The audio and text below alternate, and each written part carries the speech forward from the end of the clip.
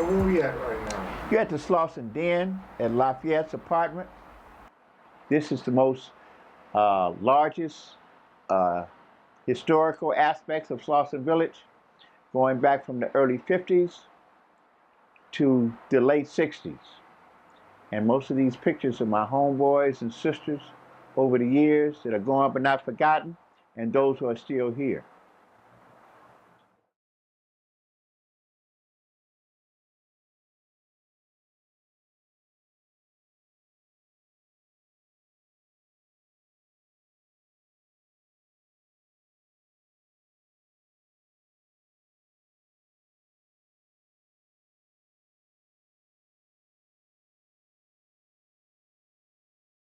Yeah, my name is Lafayette. I'm 71 years old.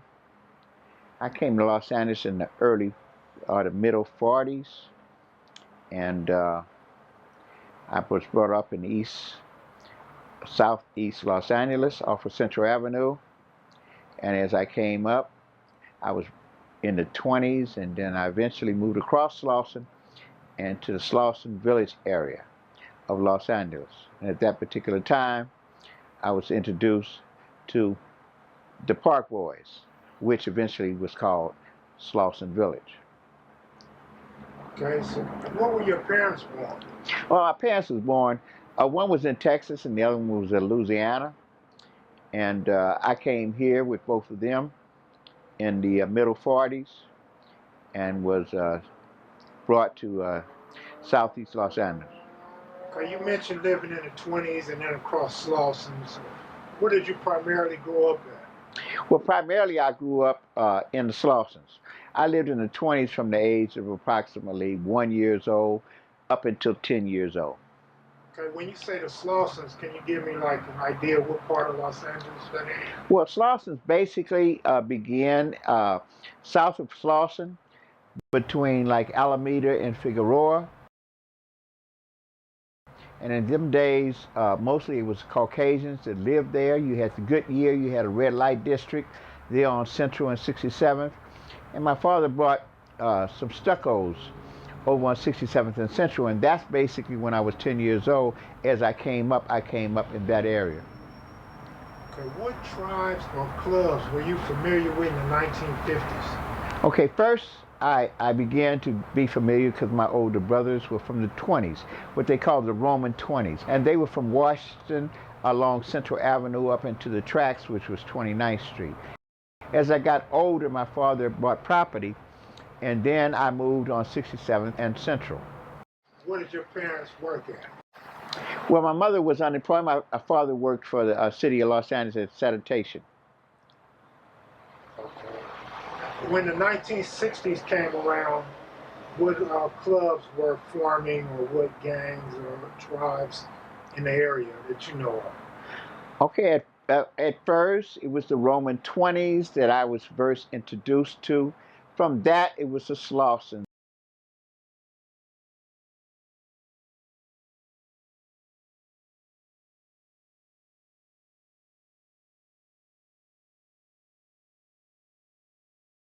And then you had Watts, you had the Huns, you had the farmers, you had the Dartalians. On the west side, you had the gladiators, you had the bartenders, and around South Park, you had the businessmen.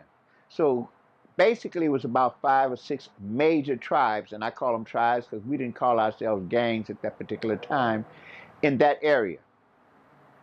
Are you familiar with the mayor of the ghetto? The mayor of the ghetto? Mm-hmm. No, who do you call the mayor of the ghetto? Bunchy Carter. Yeah, that's my homie. His picture's up there. Yeah, me and Bunchy was real close. Bunchy wrote me when I was doing time uh, for bank robberies.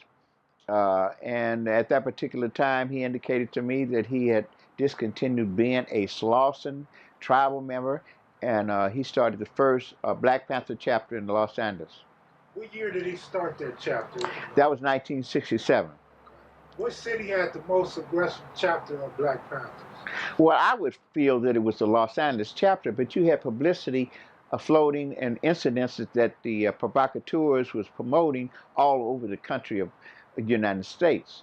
But we had more victims of assassins by LAPD and FBI here in Los Angeles. Did the Southern California chapter and their aggressiveness have anything to do with the large number of assassinations in LA? Quite so. Quite so, because we were more aggressive, we were more intel with what LAPD was doing and how they were doing it in coordinates with the FBI. What year was Bunchy killed? Bunchy was killed in 1969. And that was at UCLA? Yes. Who was the brother killed with him? John Huckins. John Huckins. Now, was he a part of the Slausons? No, John came from back east. I believe it was Connecticut. Okay. Him and his wife. So did these historical events have any impact on the disbanding of the Slausons?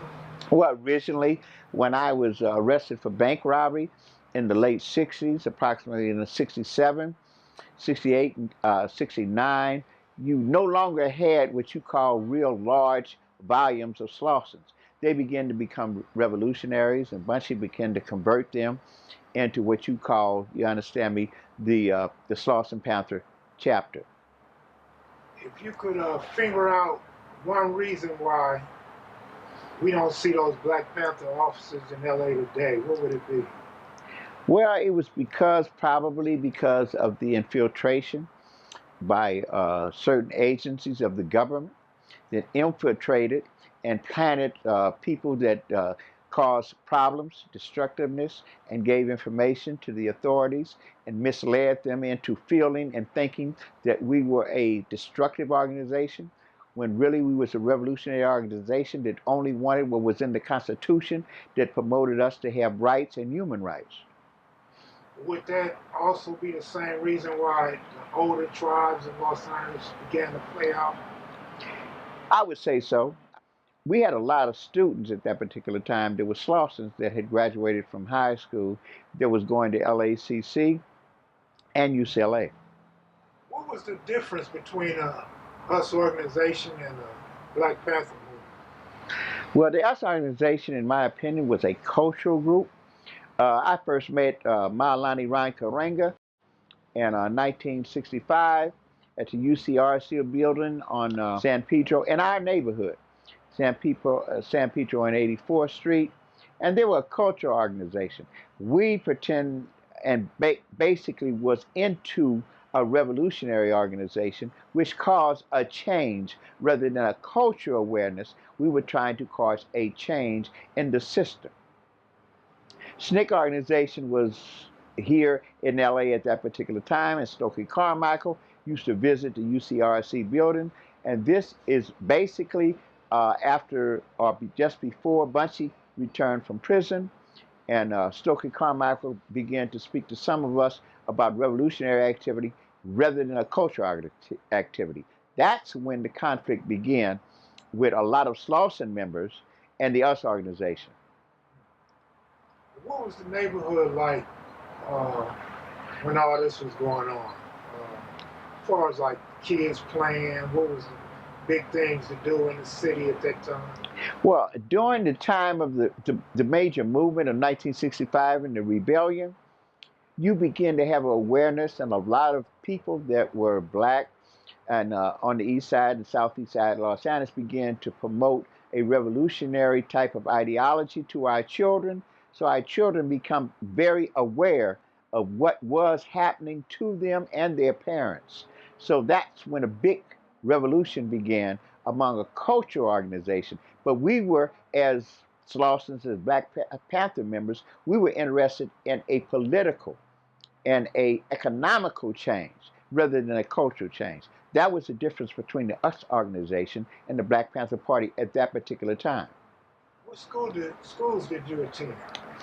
Well, I was going to be, you're talking about when I was very young, Catholicism. I was to become a priest. That's how my title, the high priest, came. And I went to St. Patrick Elementary School. I went to Cathedral High School. And from there, I went to John C. Fremont Manual Arts and Darcy High School. They did not keep me in a school because I was very rebellious. But what years were you in high school? I was in high school from 1961 to 1963. Did your family move around a lot, or were you guys basically No, stationary? basically stationary. My mother stayed down in the 20s, and my father stayed in the 60s. What was the general perception of the LAPD back then? Well, at that particular time, we understood their position and they understood our position. They did not really have an aggressive attitude towards us as Slausons. Only when we began to be revolutionaries and began to speak of political aspects did the attitude change. Were the police just targeting black youth, period, or were there certain individuals that they targeted? Well, at that particular time in South Central Los Angeles, they were looking for anything after the rebellion in 1965 that promoted any kind of rebelliousness towards the government or the LAPD. Who were some of the older guys that you looked up to coming up? Well, at the time that I moved out in Slauson in 1955, you had individuals such as Chinaman, you had Melvin Ayers, you had Milton Davis, you had a lot of individuals that were considered as older Slausons, which we called, Slausons period. And that's who I looked up to at the young age of 11, 12, 13 years old. Okay, how many different chapters of the Slausons are? Well, you had approximately 8 up until the time of 1963. I was the last leader of an organization called the Slausons Assassins. I adopted the name of assassins for the purpose of intimidating other neighborhoods, whereas we would implement a fear. Not no drive-by shootings, not no assassinations, not no murders. I basically promoted, because of the title of assassins, drive-by shootings. But I never hit anyone shooting a gun during my participation in Slauson. Never. What chapter did Bunchy Carter form? He was a renegade, Slauson renegade. Do you know what year he came out with that? Well, the Slauson Renegades, I believe, originated approximately in 1961. I'm not sure about that, but I believe that's when it began. When and where did you meet Bird? I met Bird, well, first of all, I was a teenage disc jockey, and on KTYM 103.9 FM, which Stevie owns now, and you had a disc jockey called Chuck Johnson. And I used to call up so much that Chuck Johnson began to ask me would I come on the show and speak. From that spin off to me being a teenage disc jockey, me and Alexander Folks in 1962. Okay, where does Bird come in? Okay, Bird came in by calling a lot. I knew Bird as a Slauson, as a warlord. He was a warlord. And Bobby Moore, who was one of the head of the warlords, was very close to me, who gave me that title of high priest in the early 60s. And that's how I met Bird and began to know of Bird. Bird stayed on 73rd and I stayed on 67th, between Central and Hooper. Did you guys take up, what did you do for self-defense coming up? Because out of your group, I mean, this has been going on for like 30 years of my existence, as far as hearing about you guys being these big legendary street fighters. And Bird is one of the names that always come up. So I'm curious as to what type of background did you guys have in fighting? Well, I don't believe that we were ever aggressive as Slausons. There were so many of us. The only neighborhood at that particular time that were larger than us was Watts. And Watts had a lot of tribes within the area of Watts, as Slauson had a lot of tribes within the area of Slauson. But as far as conflict is concerned, within Slauson Village, we didn't have a major amount of conflict. We were not interested in killing anyone. We was interested in withholding our own neighborhoods and having respect from other neighborhoods. When these Crips and Brims began to form, do you believe they tried to borrow your ideology, or do you think they just sprung out to be this wild group of hyenas? Well, I believe the major aspect of them springing off was the assassination of Bunchy Carter. I believe that Bunchy held a lot of influence over the youngsters at that particular time. You had such as the Avenues, different groups that had sprung up because there were no more Slausons. But because of the fact that Bunchy had so much influence, they did not escalate until after Bunchy's assassination.